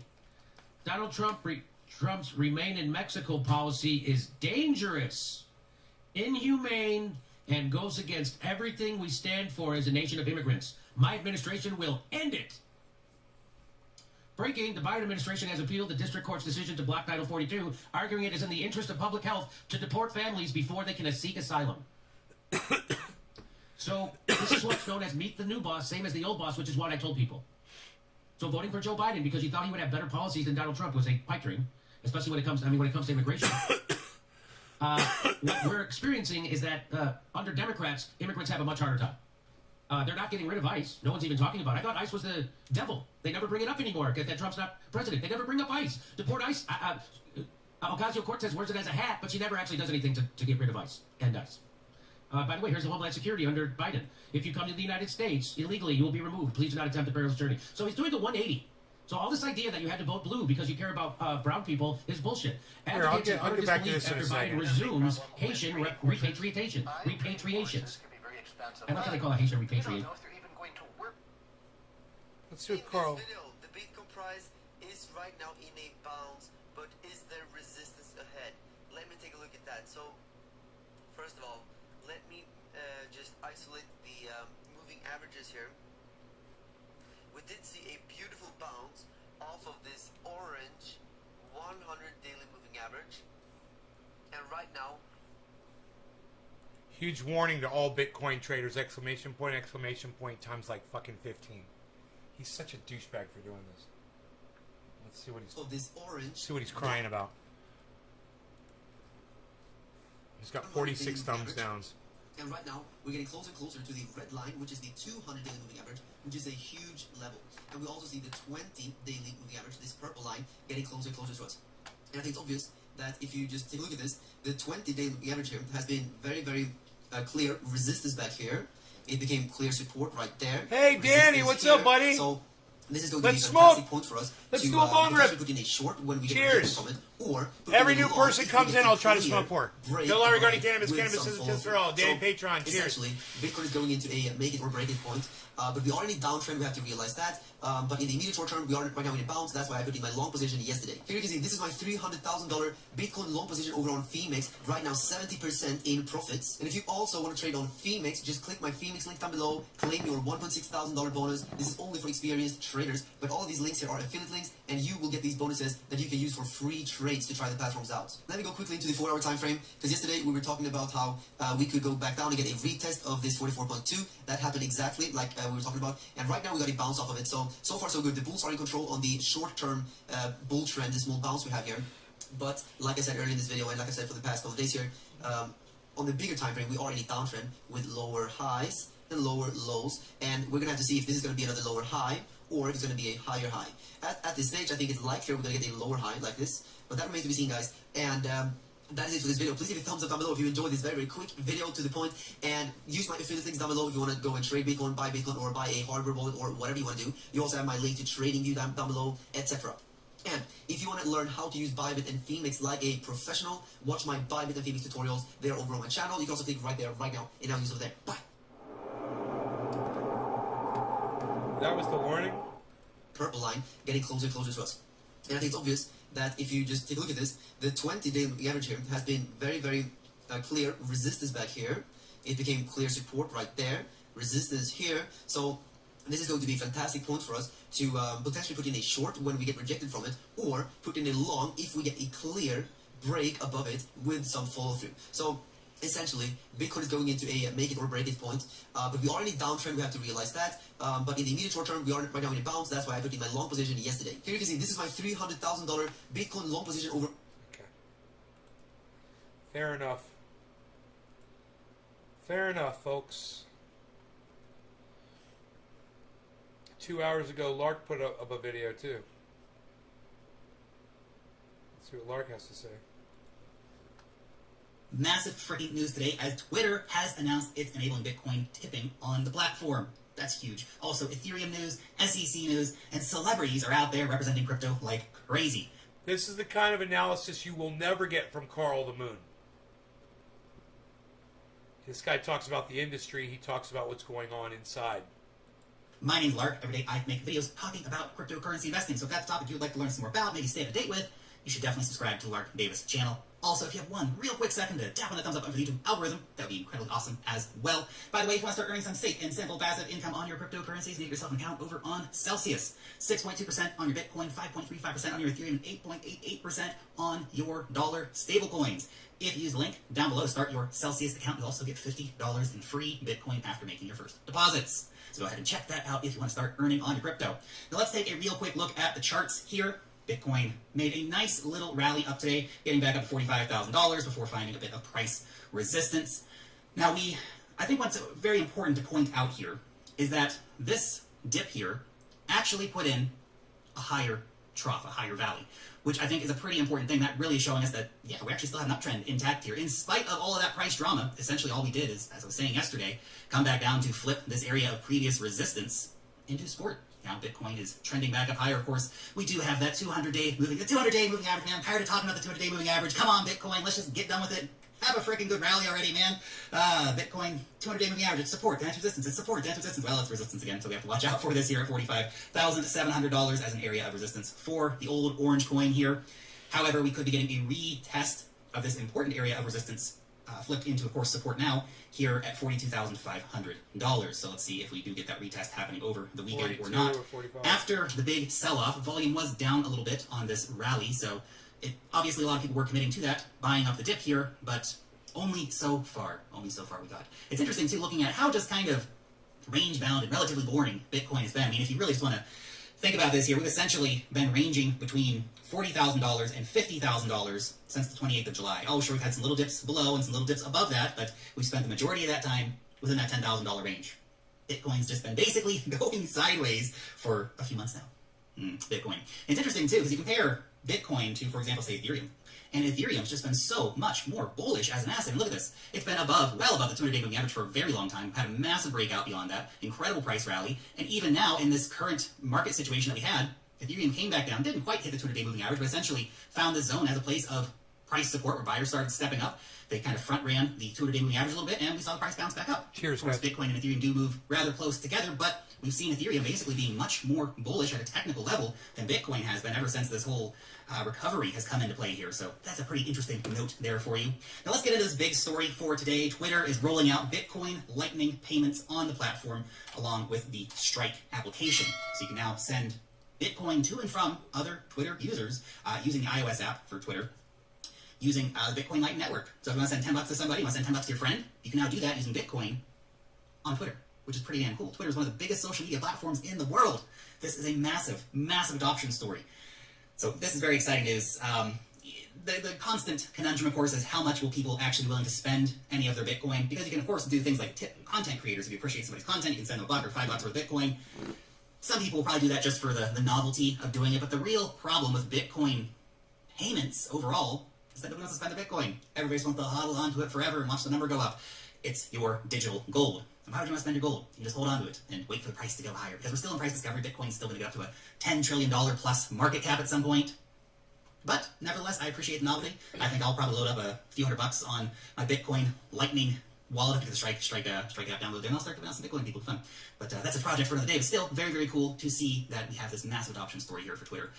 Now, speaking of the Bitcoin Lightning Network, we can see the Lightning Network capacity has gone up quite a bit. This year is January 2021 right here, so it was pretty stagnant for all of 2019. This is really when it started back here. All of 2019, not a lot was happening on the Lightning Network. In 2021, we have seen a lot of network capacity going up, so we're up to 2,738 Bitcoin network capacity. So we have seen that capacity for the network rising, which is obviously a very, very positive thing. Most of the network stats for the Bitcoin Lightning Network looking pretty good overall. The number of channels is up, the number of nodes is up, the network capacity, of course, is up, channel size up as well. So this, I think, is how the Bitcoin Lightning Network starts becoming. Obviously, El Salvador is using the Bitcoin Lightning Network as well, so that's very important. I mean, two massive use cases for the Bitcoin Lightning Network within just a few weeks of each other being announced. We saw El Salvador, and we have now 25% of the population, 1.6 million people in El Salvador, have downloaded the Chivo app. They're using the Bitcoin Lightning Network for payments. It's really cool. It's really exciting. Now this with Twitter. I mean, Twitter is kind of even a bigger story to an extent than El Salvador. I mean, El Salvador with legal tender and all that stuff. Obviously, game-changing stuff here, but Twitter's pretty damn big. I mean, there's hundreds of millions of people using Twitter. They can all now use the Bitcoin Lightning Network to send money to each other. Twitter has, in a sense, just become a bit of a payments platform with this enabling of the Lightning Network. You guys take care. So that's super awesome. Check I'm out super Lark excited about that. Davis. And this reminds me, of course, that we are guys seeing the tomorrow. world's biggest social media platforms